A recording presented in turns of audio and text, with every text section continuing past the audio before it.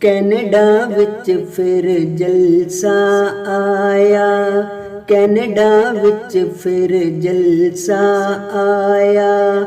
ਆ ਜਾਓ ਚੱਲੀਏ ਯਾਰ, ਰਲ ਮਿਲ ਕੇ ਫਿਰ ਖੁਸ਼ੀਆਂ ਵੰਡੀਏ, ਵੰਡੀਏ ਸਭ ਨੂੰ ਪਿਆਰ।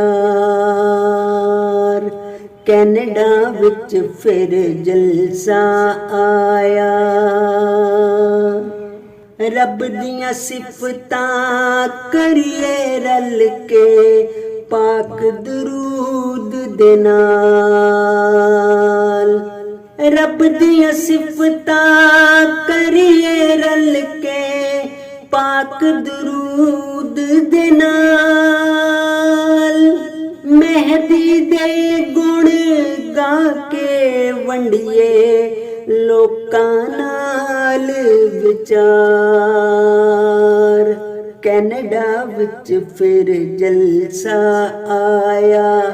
ਆ ਜਾਓ ਚੱਲੀਏ ਯਾਰ, ਰਲ ਮਿਲ ਕੇ ਫਿਰ ਖੁਸ਼ੀਆਂ ਵੰਡੀਏ, ਵੰਡੀਏ ਸਭ ਨੂੰ ਪਿਆਰ।